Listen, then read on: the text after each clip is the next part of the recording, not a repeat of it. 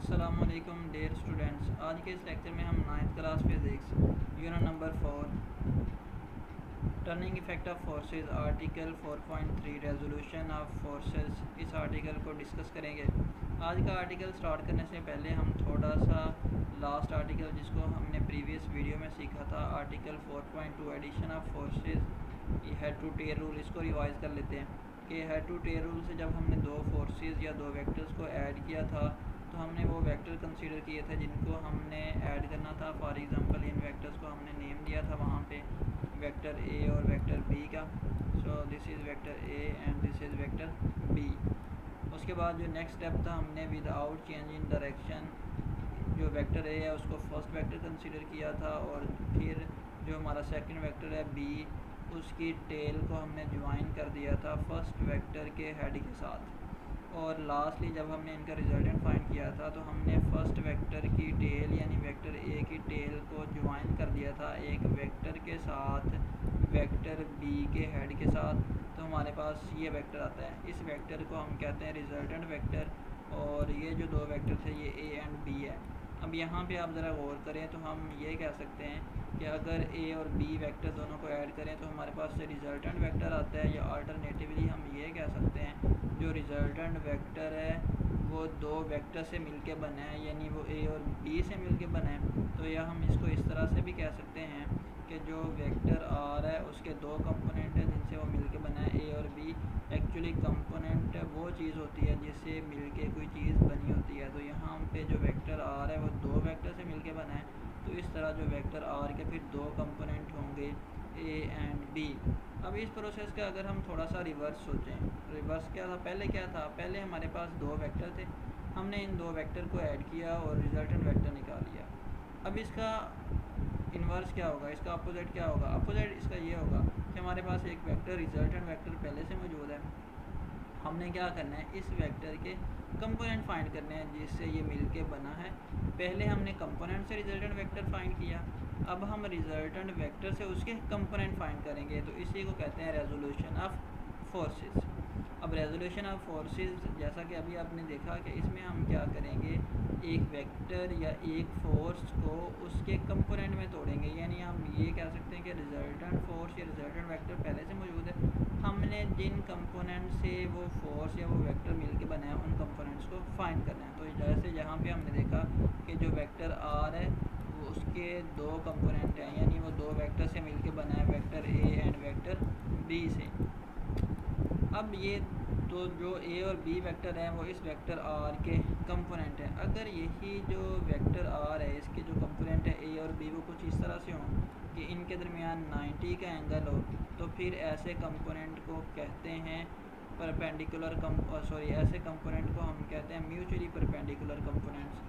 कि अगर लेट से ये जो आर वेक्टर है, अब हम अगर इसको फोर्स का नेम दें कि ये जो वेक्टर है फोर्स को रिप्रेजेंट कर रहा है, तो इस फोर्स के आप देख रहे हैं जो दो कंपोनेंट हैं वो आपस में परपेंडिकुलर हैं, तो फिर ऐसे कंपोनेंट को हम कहते हैं म्यूचुअली परपेंडिकुलर। तो इसकी ये डेफिनेशन भी यहाँ पे, और जो रेजोल्यूशन ऑफ फोर्सेस की वो भी हमने बात कर ली कि अगर हमारे पास कोई फोर्स गिवन हो या कोई रिजल्टेंट वेक्टर गिवन हो तो इस केस में हम चूँकि रेजोल्यूशन ऑफ फोर्स है तो फोर्स को ही कंसीडर करेंगे। अगर कोई फोर्स है तो हमने उसके कंपोनेंट फाइंड करना है, यानी उस फोर्स को स्प्लिट करना है उसके कंपोनेंट में, उसके परपेंडिकुलर कंपोनेंट में। तो इस प्रोसेस को हम कहेंगे रेजोल्यूशन ऑफ फोर्सेस। तो इसको रीड भी कर लेते हैं। Splitting up a force into two mutually perpendicular component is called the resolution of that force। जैसा कि हमने यहाँ पे किया है कि F फोर्स है उसके दो ये जो परपेंडिकुलर कंपोनेंट्स हैं, ये हमारे पास F फोर्स जिसको ग्रीन एरो से रिप्रेजेंट किया गया, इसके जो दो कंपोनेंट्स हैं ये परपेंडिकुलर कंपोनेंट, यानी जिन दो कंपोनेंट्स ये फोर्स मिलके बनी है तो उसमें रिजॉल्व करें तो उससे हम कहते हैं रेजोल्यूशन ऑफ फोर्सेस। अब ये तो इसकी डेफिनेशन थी, लेकिन हम इस प्रोसेस में जो है वो इसको किस तरह से करेंगे कि किस तरह से हम अगर फोर्स गिवन हो तो उसके लिए जो उसके जो कंपोनेंट है वो कैसे फाइंड करेंगे। तो इसके लिए मैं एक्सिस कंसीडर करता हूँ कि ये एक्स एक्सिस ये वाई एक्सिस है और ये एक्स एक्सिस है।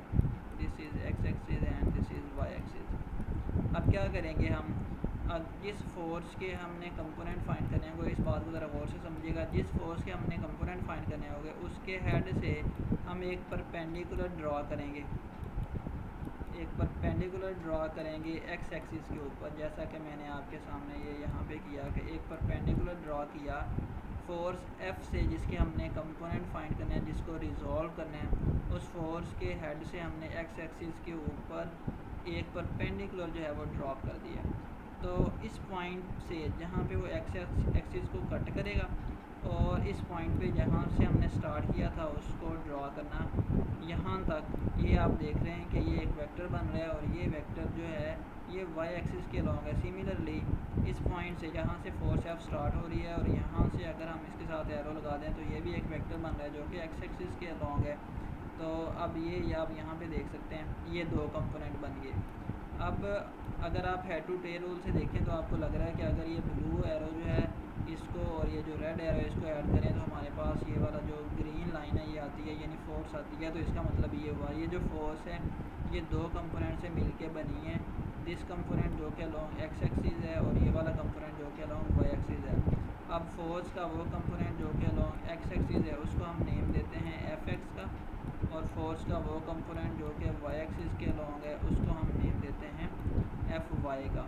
वंस अगेन कि फोर्स का वो कंपोनेंट जो कि एक्स एक्सिस के अलॉन्ग है उसको एफ एक्स का नेम देते हैं, फोर्स का वो कंपोनेंट जो वाई एक्स के अलॉन्ग है उसको एफ वाई का नेम देते हैं। अब चूँकि ये दोनों कंपोनेंट जो हैं ये एक दूसरे के परपेंडिकुलर हैं तो इन्हें कहते हैं म्यूचुअली परपेंडिकुलर। तो यहाँ से हमने सीखा किस तरह से हमने एक फोर्स को रिजॉल्व करना है। इसके लिए हमने उस फोर्स के हेड से एक परपेंडिकुलर ड्रा करना है एक्स एक्सिस के ऊपर, जहाँ पे कट करेगा वहाँ पे एक एरो लगा लेना है और जहाँ से स्टार्ट किया था वहाँ पे एक एरो लगा लेना है। तो ये जो दोनों कंपोनेंट बन रहे हैं जो वाई एक्सिस के लॉन्ग है उसे एफ वाई और जो एक्स एक्सिस के लॉन्ग है उसे एफ एक्स कहेंगे। अब इसकी थोड़ी सी मैथमेटिक्स और करते हैं। सपोज़ करते हैं कि हमारे पास एक वेक्टर है और जो वेक्टर है वो फोर्स का वेक्टर है और जिसे हमने एफ से डिनोट किया है। इस वेक्टर को अगर हम रिज़ॉल्व करें इसके परपेंडिकुलर कंपोनेंट्स में, तो जैसा कि अभी हमने बात की थी कि हम इस वेक्टर के जो हेड है उससे एक परपेंडिकुलर ड्रॉप करेंगे जो कि कट करेगा एक्स एक्सिस को, जहाँ पे कट करेगा वहाँ पे एक एरो लगा देंगे एक्स एक्सिस पे और जहाँ से हमने स्टार्ट किया था वहाँ पे। तो यहाँ पे आप देख सकते हैं कि ये जो कंपोनेंट है रेड वाला ये वाई एक्सिस के अलॉन्ग है तो इसे एफ वाई का नेम देते हैं, और ये जो कंपोनेंट है ये एक्स एक्सिस के अलॉन्ग है तो इसे एफ एक्स का नेम देते हैं। और आपकी बुक में यही जो डायग्राम है उसको इस तरह से बनाया गया है और इसको डिफरेंट नेम भी दिए गए हैं। ये जो स्टार्टिंग पॉइंट है ये ओ है और ये जो एंड पॉइंट है वो ए है, यानी जो फोर्स है उसको हमने लाइन ओ ए से रिप्रेजेंट किया है और जो इस फोर्स का एक्स कंपोनेंट है उसको रिप्रेजेंट किया ओ बी से और जो इसका वाई कंपोनेंट है उसको बी ए से। तो अब आप इस डायग्राम से देखें जो ओ ए है वो सम बन रहा है किसका, ओ बी प्लस बी ए का, यानी ओ बी और बी ए को ऐड करें तो हमारे पास जो ओ ए है फोर्स का वेक्टर वो आता है। तो यही आपकी इक्वेशन नंबर 4.1 है। O A is equal to O B plus B A, और ये वेक्टर है इसलिए इनको बोल्ड किया गया कि जो ओ ए वेक्टर है वो सम है दो वेक्टर का O B plus vector B है। अब जो वेक्टर ओ है वो किसको रिप्रेजेंट कर रहा है, फोर्स को, और जो ओ बी वेक्टर है वो किसको रिप्रेजेंट कर रहा है, फोर्स के एक्स कंपोनेंट को, और सिमिलरली जो बी ए वेक्टर है वो रिप्रेजेंट कर रहा है फोर्स के वाई कंपोनेंट को। तो इसकी जगह हम ओ ए की जगह एफ यानी इनकी वैल्यू सब्स्टिट्यूट करें, ओ बी की जगह एफ एक्स और बी ए की जगह एफ वाई, तो हमारे पास रिलेशन ये आता है F is equal to F X plus F Y, यानी जो फोर्स है वो दो कंपोनेंट का सम है, दो फोर्सेस का सम है, एक्स फोर्स और वाई फोर्स, यानी एक्स कंपोनेंट और वाई कंपोनेंट। इसी इक्वेशन को 4.2 कहा गया आपकी बुक में। अब ये जो कंपोनेंट हैं एफ एक्स और एफ वाई इनकी मैग्नीट्यूड फाइंड करते हैं। इसके लिए हम ट्रिग्नोमेट्रिक रिलेशन जो है उसको यूज़ करेंगे, ट्रिग्नोमेट्रिक रेशो। ट्रिग्नोमेट्रिक रेशो क्या है, किसी भी राइट एंगल ट्रायंगल की जो कोई भी दो साइड्स के दरमियान रेशो होती हैं उसे एक पर्टिकुलर नेम देते हैं, उसी को हम कहते हैं ट्रिग्नोमेट्रिक रेशो। तो यहाँ से देख भी लेते हैं साइन थीटा जो होता है ये रेशो होती है बिटवीन परपेंडिकुलर और हाइपोटेनस। अब ये सीख लेते हैं कि परपेंडिकुलर बेस और हाइपोटेनस क्या है। ये एक राइट एंगल ट्रायंगल है जहाँ पे जो एंगल बन रहा होता है इसके जो सामने वाली साइड होती है इसे कहते हैं परपेंडिकुलर, और जो थीटा और परपेंडिकुलर के जो साइड एडजेसेंट होती है वो बेस और जो रिमेनिंग साइड बचती है वो हाइपोटेनियस। तो इस राइट एंगल ट्रायंगल में साइन थीटा रेशो होती है between perpendicular over hypotenuse, cos theta ratio होती है बेस ओवर हाइपोटेनियस, और जो टेन थीटा है वो परपेंडिकुलर ओवर बेस के इक्वल होता है।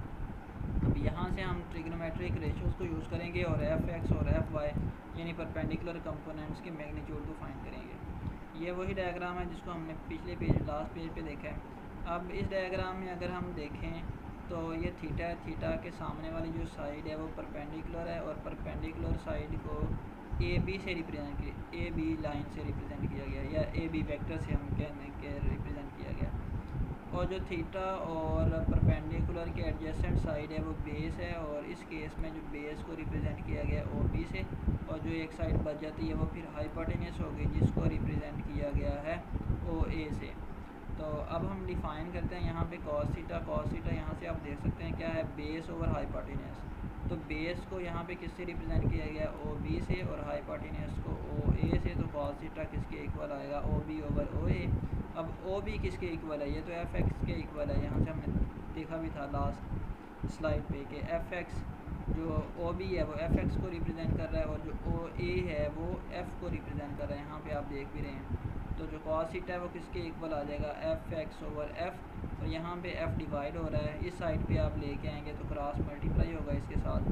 तो एफ एक्स किसके इक्वल आ जाएगा, एफ़ कॉस थीटा। अब ये जो F cos theta, F X is equal to F cos theta, ये रिलेशन जो एक्स कंपोनेंट है फोर्स का उसकी मैग्नीट्यूड दे रहा है, where theta is the angle of the vector with X axis.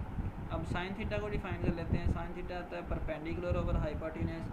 अब परपेंडिकुलर को किस लाइन से रिप्रेजेंट किया गया, यहाँ पे आप देख सकते हैं ए बी से, और जो हाइपोटेनस को ओ ए से। तो यहाँ पे हम साइन थीटा किसके इक्वल आएगा, फिर परपेंडिकुलर जो कि बी ए लाइन से रिप्रेजेंट किया गया है, और जो हाइपोटेनस उसको ओ ए से। तो बी ए यहाँ से आप देख सकते हैं कि एफ़ वाई के इक्वल है, और जो ओ ए लाइन है वो रिप्रेजेंट कर रही है एफ़ को। तो F Y over F sine theta के इक्वल आ रहा है। तो यहाँ से अगर हम इसको रीअरेंज करें तो एफ़ इसके साथ मल्टीप्लाई होगा, और एफ़ वाई इक्वल आएगा F Y is equal to F sine theta. और ये जो कंपोनेंट है, ये जो रिलेशन है, ये फोर्स का जो वाई कंपोनेंट है उसकी मैग्नीट्यूड देता है हमें। Thank you.